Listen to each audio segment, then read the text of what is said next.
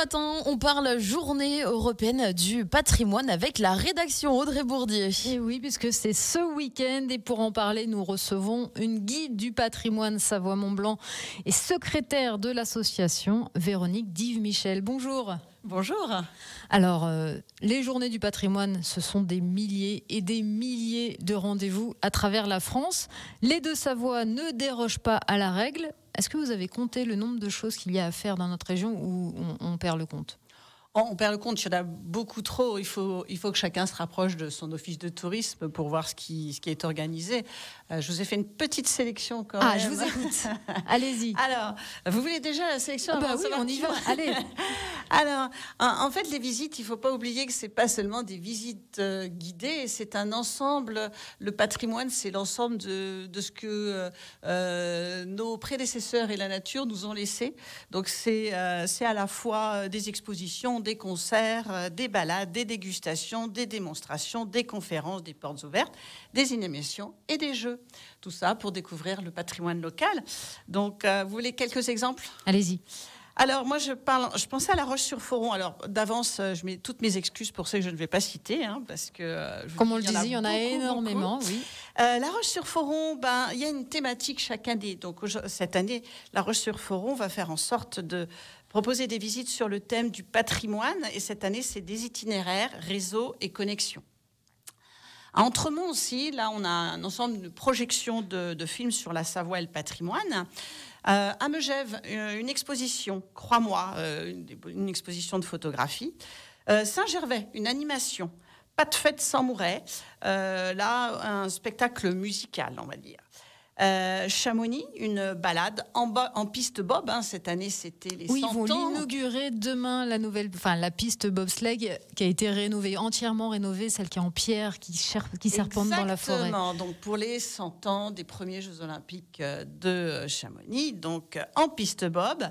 Et puis, cette année, l'écomusée du Clos Parchette-Samoin fête ses 30 ans, donc avec des visites, des conférences et des expositions. Évidemment, j'aurai peut-être l'occasion de vous parler de Passy, qui est aussi bien bon sûr. secteur. On va y revenir justement, vous le disiez, c'est extrêmement varié. Il y a aussi la préfecture à Annecy qui ouvre ses portes, il y a des balades gourmandes, vous en avez parlé. À Annecy aussi, on peut visiter les coulisses de salles de concert, c'est-à-dire tout ça, on se dit, quand on parle patrimoine, on ne pense pas forcément à ça.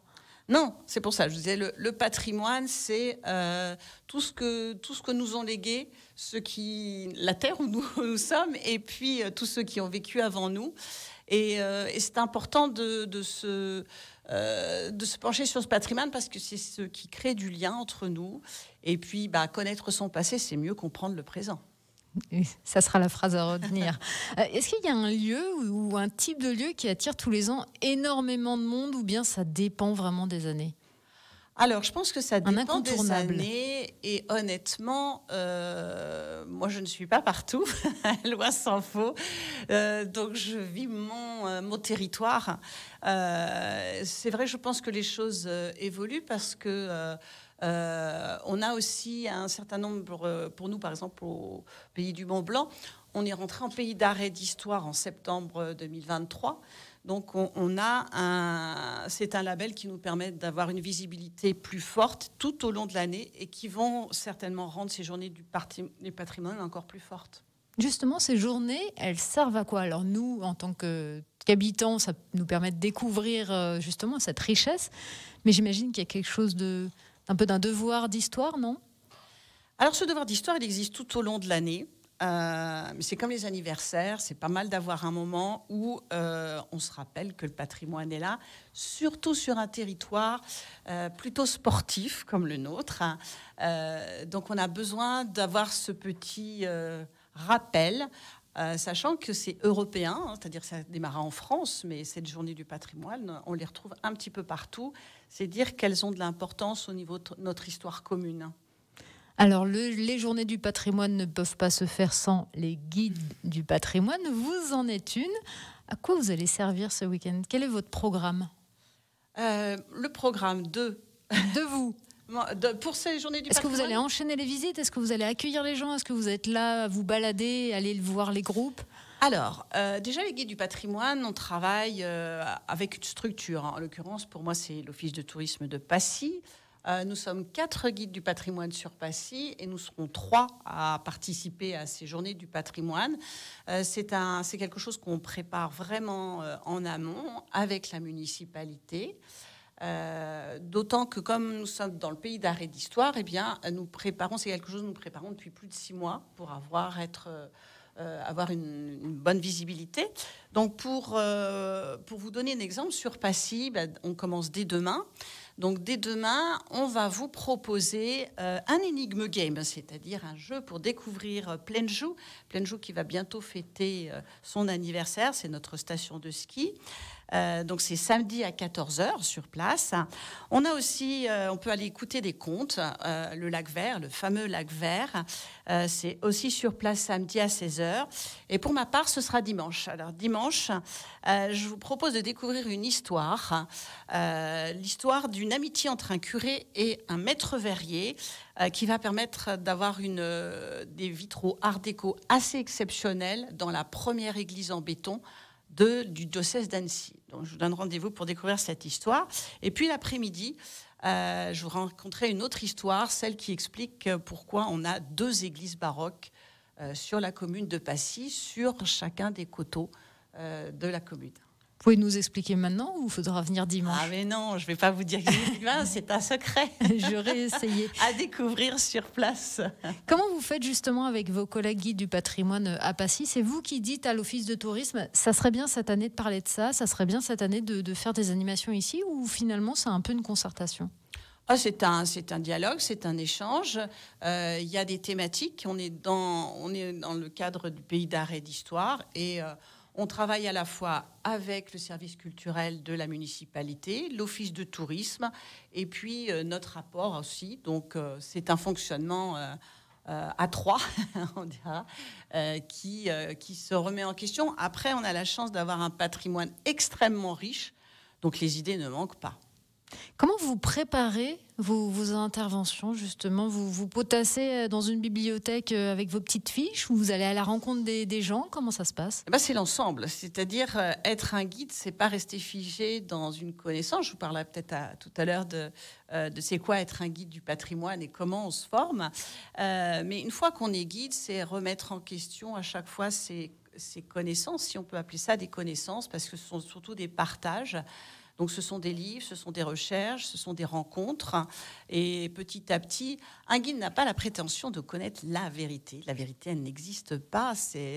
L'histoire est composée de plein de petites histoires qu'on ne connaît, d'autres qui restent et resteront cachées.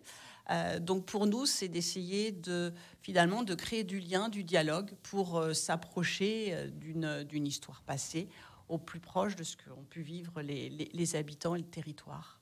Donc ce week-end, ce sont les Journées européennes du patrimoine. Vous serez au premier plan, vous, les guides du patrimoine. Le restant de l'année, comment s'organise un peu votre saison, si je puis dire? Alors, selon les secteurs, parce que les guides du patrimoine, c'est une association, les guides du patrimoine Savoie-Mont-Blanc. Donc, nous sommes, c'est 120 guides sur les territoires de la Savoie et de la Haute-Savoie. Selon les secteurs, on a des activités qui s'étalent tout au long de l'année parce que le patrimoine est très riche.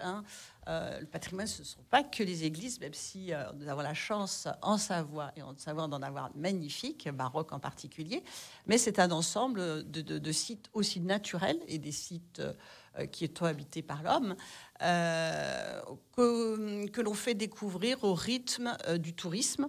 Mais aussi, c'est important au niveau des acteurs locaux et puis des plus jeunes, parce que c'est important aussi pour nos plus jeunes de connaître l'histoire du territoire où ils habitent. Véronique Dives-Michel, guide du patrimoine Savoie-Mont-Blanc. On fait une petite pause et puis on revient juste après pour continuer à parler de ces journées européennes du patrimoine. C'est ce week-end. Et si vous nous rejoignez sur Radio Mont-Blanc, bienvenue ce matin avec la rédaction. Nous parlons des journées européennes du patrimoine avec Audrey Bourdier. Et Véronique Dives-Michel, qui est guide du patrimoine Savoie-Mont-Blanc à Passy et secrétaire de l'association depuis 2023. Cette association, à quoi elle sert ? De loi 1901 qui est née en 1985 à l'initiative de l'abbé Udry qui est en fait un professeur, un historien, qui voulait que soient proposées des visites, des parcours, des animations, des conférences et des publications de qualité sur des sites présentant un intérêt certain sur la Savoie et la Haute-Savoie. Donc c'est une association dont la mission est avant tout de la formation, donc de la formation initiale pour former des futurs guides du patrimoine Savoie-Mont-Blanc, et qui propose aussi une formation continue, parce que c'est important quand on est guide de se mettre à jour. Comme vous le disiez tout à l'heure. Voilà, tout à fait. Comment est-ce qu'on devient guide du patrimoine ? Donc en fait, alors déjà c'est 120 guides sur 68 structures. Eh bien, on se rapproche de l'association pour une formation. Il ne faut pas avoir fait histoire de l'art à l'université, pas forcément. Non, alors c'est un partenariat, c'est-à-dire qu'on a une structure qu'on dit porteuse, un office de tourisme, une mairie, un musée. Donc c'est quelqu'un qui est déjà une dynamique en termes de patrimoine. Et on va proposer une formation sur 2 ans. Une formation avec des cours sur les thématiques aussi diverses que l'histoire des pays de Savoie, parce que c'est important, mais aussi la géographie, la géologie, l'histoire de l'art, de la préhistoire au XXIe siècle, les barrages, mais aussi les produits de l'agriculture, l'architecture et l'habitat traditionnel, la vie autrefois, les costumes, les traditions et l'industrie en Savoie. Donc, il y a un écrit après cette partie théorique. Il y a aussi une visite qui doit être proposée et dans un deuxième temps, l'année suivante, rédiger un dossier pour montrer les capacités à faire des recherches, à synthétiser, que l'on présente au même jury. Une fois que on a passé toutes ces différentes étapes, on devient guide du patrimoine rattaché à une structure et à un territoire. Vous le disiez, on est dans un territoire où on parle avant tout ski, outdoor, randonnée, pas forcément patrimoine. C'est facile justement d'intéresser les gens. Alors, notre mission, comme je disais tout à l'heure, c'est à la fois au niveau des touristes, mais aussi des locaux, des plus jeunes aux plus anciens. Donc ça, c'est grâce aux mairies et aux offices de tourisme. On propose tout au long de l'année des visites, des parcours, vous voyez, en utilisant aussi des techniques modernes, puisqu'aujourd'hui, les visites, ça peut être sous forme de jeux. On peut utiliser... vous parlez d'un énigme game demain, c'est ça, du côté de Saint-Gervais ou de Passy ? Alors, pas Saint-Gervais, à Passy, à pleine joue. À pleine joue. Un énigme game. Alors, venez en équipe déjà constituée ou non, et sous forme de jeu, ça nous permet de découvrir, en l'occurrence sur Passy, la réserve naturelle, la faune et la flore du territoire. Parce que vous le disiez, le patrimoine, ce sont des pierres, mais c'est avant tout une histoire. D'ailleurs, vous, dans vos interventions, vous faites en sorte de rattacher à chaque fois l'histoire. Par exemple, le sanatorium de Passy, c'est pas anodin qu'il soit là. À chaque fois, vous ramenez tout ça dans l'histoire. Alors, dans l'histoire et dans le présent aussi. Oui, je vous parlais des sanatoriums. Je sais que juste après le Covid, j'aimerais rappeler aux gens que il y a eu une période où il y avait des maladies où on n'avait pas d'antibiotiques, on n'avait pas encore le vaccin qui s'élaborait, et dans le même temps, il n'y avait ni sécurité sociale, ni chômage.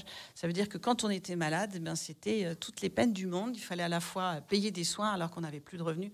Donc, ça permet aussi de voir ce qu'on a la chance d'avoir aussi aujourd'hui.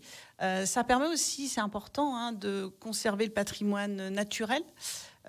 Donc on étudie aussi l'habitat à travers le temps, la place de l'homme dans la nature, pour aussi qu'aujourd'hui on respecte plus les espaces naturels, et puis qu'on ait cette cohabitation entre l'homme et la nature.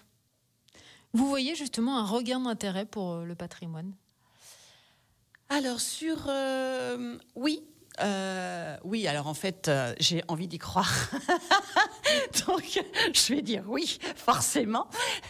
En tout cas, pour notre territoire pays d'art et d'histoire, oui, parce que du coup, on a une visibilité plus forte, parce que peut-être qu'aujourd'hui, le plus difficile, c'est la visibilité. Donc, merci de m'avoir invité ce matin, parce que ça nous en donne.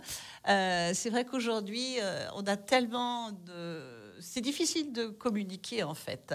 Plus on a d'outils de communication, plus il est difficile de communiquer. C'est pour ça que pour ces journées de patrimoine, j'invite vraiment tout à chacun de se rapprocher de son office de tourisme qui pourra indiquer toutes les visites. On peut aussi utiliser sur Facebook, sur Instagram. Vous pouvez rejoindre les sites des guides du patrimoine pour avoir tous les liens sur les différentes provinces, parce qu'il y a 6 provinces en Savoie et Haute-Savoie, avec chaque fois toutes les visites qui sont proposées. Mais n'oubliez pas qu'il n'y a pas que les journées du patrimoine et qu'en fait, ce patrimoine, on peut le découvrir tout au long de l'année. Et ces journées du patrimoine sont gratuites? Elles sont gratuites.